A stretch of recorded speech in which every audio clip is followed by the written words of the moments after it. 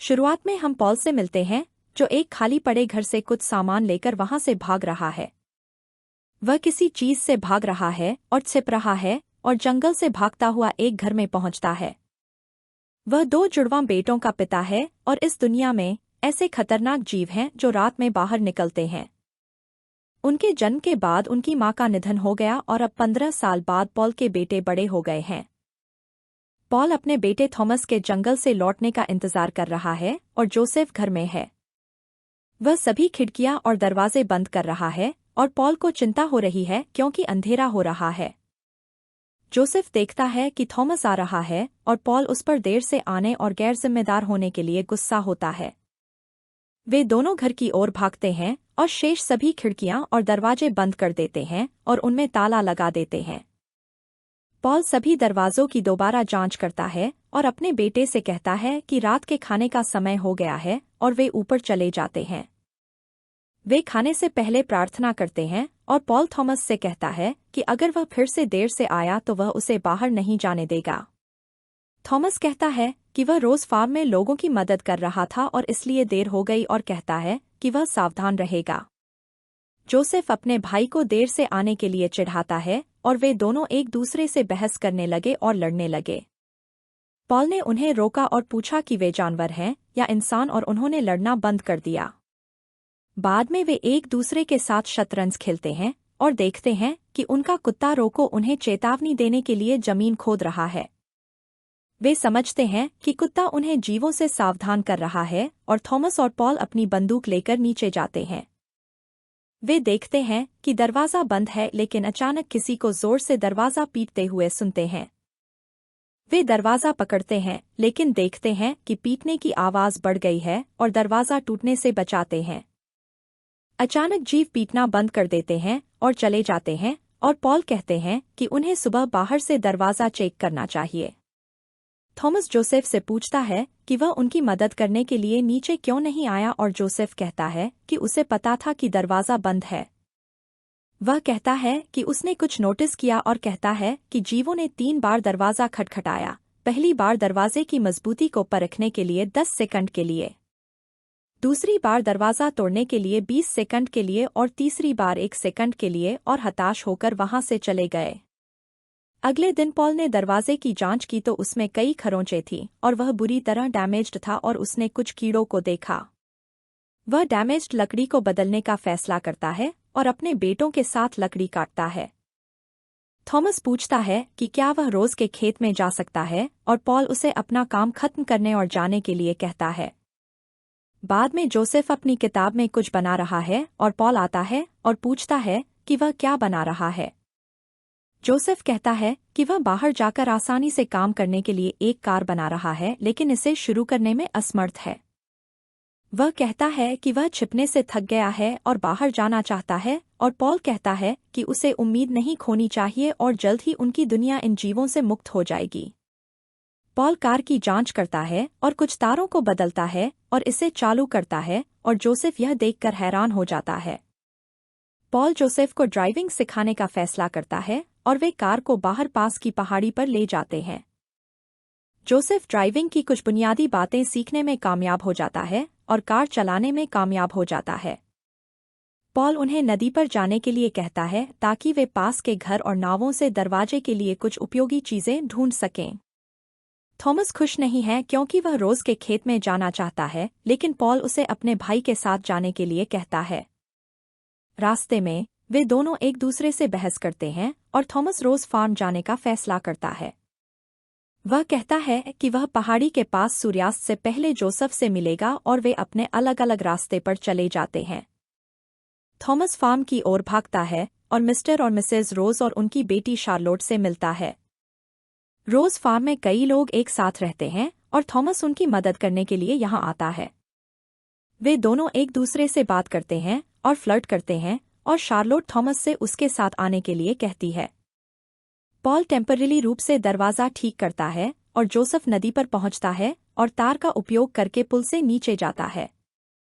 वह किसी उपयोगी चीज की खोज करता है लेकिन उसे कुछ नहीं मिलता है और छोटे काले कीड़ों द्वारा उस पर हमला किया जाता है। शार्लोट थॉमस को अपने पसंदीदा पेड़ पर ले जाती है और वे दोनों मौजमस्ती करने और समय बिताने के लिए खेल खेलते हैं। बाद में थॉमस अंधेरा होने के कारण जाने का फैसला करता है और शार्लोट उसे गले लगाती है और अलविदा कहती है। जोसेफ कीड़ों से खुद को बचाने में कामयाब हो जाता है और ऊपर चढ़ जाता है, लेकिन देखता है कि उसकी कार स्टार्ट नहीं हो रही है। पॉल चिंतित हो रहा है क्योंकि उसके बेटे वापस नहीं आए हैं और थॉमस अपने भाई से मिलने के लिए तेजी से भाग रहा है। जोसेफ कुछ तार बदलता है और कार स्टार्ट करने में कामयाब हो जाता है और भागते समय थॉमस फिसलकर गिर जाता है। वह एक गहरी अंडरग्राउंड गुफा में गिर जाता है और जोसेफ उसे अपने मिलन स्थल पर नहीं पाता और चला जाता है। उसे लगता है कि थॉमस घर चला गया होगा, लेकिन वहां पहुंचने के बाद पॉल कहता है कि थॉमस वापस नहीं आया है। पॉल जंगल में जाकर थॉमस की तलाश करने का फैसला करता है और जोसेफ से घर बंद करने के लिए कहता है। वह कहता है कि वह सुबह थॉमस के साथ आएगा और उससे घर से बाहर न निकलने के लिए कहता है। पॉल और उनका कुत्ता रोक्को थॉमस को ढूंढने के लिए निकल पड़ते हैं और जोसेफ सभी दरवाजे और खिड़कियां बंद कर देता है। हम देखते हैं कि थॉमस गुफा में घायल है और बाहर निकलने का कोई रास्ता नहीं ढूंढ पा रहा है और अपने लाइटर का इस्तेमाल करके जीवों को ढूंढता है जो पास में है। पॉल जीवों की आवाज सुनता है और गुफा की ओर जाता है और जोसेफ अपने घर के बाहर जीवों की आवाज सुनता है। पॉल एक अलग रास्ते से जाता है और थॉमस को ढूंढता है और वे प्रवेश द्वार बंद करके सुबह तक इंतजार करने का फैसला करते हैं। रात में जब जोसेफ सो रहा होता है तो एक प्राणी एक छोटी सी खिड़की खोलकर अपना हाथ अंदर डालता है। वह जोसेफ तक पहुंचने की कोशिश करता है और यहाँ तक कि अपने नाखून भी उसकी ओर बढ़ाता है, लेकिन वह उस तक नहीं पहुंच पाता। वह दरवाजा खोलता है और अंदर आता है और जोसेफ उठता है और जाल सक्रिय करता है और उसे पकड़ लेता है। गुफा में पॉल देखता है कि जीव अंडरग्राउंड से अंदर आने की कोशिश कर रहे हैं और थॉमस को बताता है। पॉल जीवों को मारने के लिए एक विस्फोटक का उपयोग करता है, लेकिन उसका हाथ एक चट्टान में फंस जाता है और वह बुरी तरह घायल हो जाता है। सुबह में जोसेफ पॉल और उसके भाई को खोजने के लिए बाहर निकलता है और कार को जंगल की ओर ले जाता है। थॉमस पॉल के साथ गुफा से बाहर निकलने में कामयाब हो जाता है और जोसेफ उन्हें जंगल में पाता है। पॉल बेहोश है और वे दोनों उसे कार में ले जाते हैं और वापस घर ले जाते हैं और उसे बिस्तर पर लिटा देते हैं। थॉमस को कपड़े से ढका एक पिंजरा मिलता है और जोसेफ बताता है कि उसने खुद को चारा के रूप में इस्तेमाल करते हुए एक जीव को पकड़ा है। थॉमस यह सुनकर हैरान हो जाता है और कहता है कि यह खतरनाक है, लेकिन जोसेफ कहता है कि जीव समझदार हो रहे हैं और उसे उनका अध्ययन करने की आवश्यकता है। थॉमस कहता है कि उसने कल रात गुफा में कई लोगों को मार डाला और वे पिंजरे में मौजूद जीव को मारने का फैसला करते हैं। वे पिंजरे को खोलते हैं और जीव प्रकाश से बचने के लिए बिस्तर के नीचे छिप जाता है, लेकिन रोको वहां आता है और भौंकना शुरू कर देता है। जीव बिस्तर से बाहर आता है और लड़कों पर हमला करता है और वे उसे कुल्हाड़ी से मारने में कामयाब हो जाते हैं। जोसेफ उस जीव को काटता है और देखता है कि उसमें बहुत सारे कीड़े हैं और उसके पंजे बहुत तीखे हैं। थॉमस सुझाव देता है कि उन्हें रोज फार्म पर जाना चाहिए क्योंकि उनके पास दवाइयां हैं, लेकिन जोसेफ कहता है कि वे उन्हें अंदर नहीं आने देंगे। थॉमस नहीं सुनता और वे पॉल को कार में बिठाकर रोज फार्म की ओर जाते हैं, जहां निवासी उन्हें देखकर गेट बंद कर लेते हैं। मिस्टर रोज कहते हैं कि वे किसी भी घायल को यहां रहने नहीं दे सकते क्योंकि उनके पास दवाइयां कम हैं। वे कहते हैं कि थॉमस यहां रह सकता है क्योंकि इससे पॉल और जोसेफ के लिए उनके घर में ज्यादा सप्लाईज होगी। जोसेफ थॉमस से कहता है कि उसे यहां रहना चाहिए क्योंकि उसे किसी की परवाह नहीं है और वह कोई जिम्मेदारी नहीं लेता। वह अपने पिता की हालत के लिए थॉमस को दोषी ठहराता है, जिससे थॉमस नाराज हो जाता है और वे एक दूसरे से लड़ते हैं। थॉमस रुकने का फैसला करता है और जोसेफ अपनी कार में वहां से चला जाता है और शार्लोट के माता पिता गिल्टी महसूस करते हैं।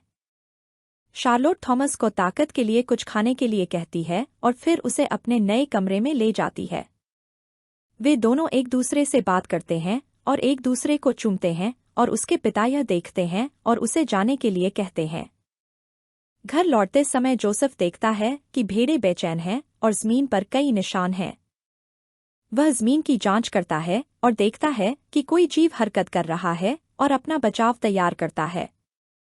थॉमस दवाइयां ढूंढने की कोशिश करता है और शार्लोट उसे देख लेती है और थॉमस कहता है कि वह यहाँ नहीं रह सकता। कोई यह सुन लेता है और थॉमस शार्लोट से दवाइयां मांगता है और वह उसे दे देती है और थॉमस चला जाता है।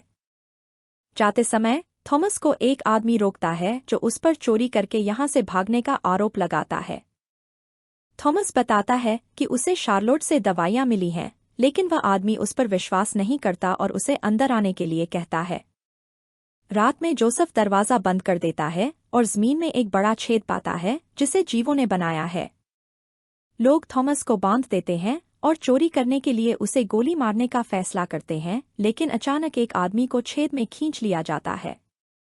कुछ शोर सुनकर शार्लोट के माता पिता जाग जाते हैं और जीवों द्वारा उन पर हमला कर दिया जाता है। जीव बड़े और काले रंग के होते हैं जो पिता पर कूद पड़ते हैं और उसे मार देते हैं और शार्लोट की मां बाहर भागती है। एक और जीव आता है और उसे नीचे धकेलता है और तेजी से अपने जबड़े हिलाता है और हमला करता है और उसे मार देता है।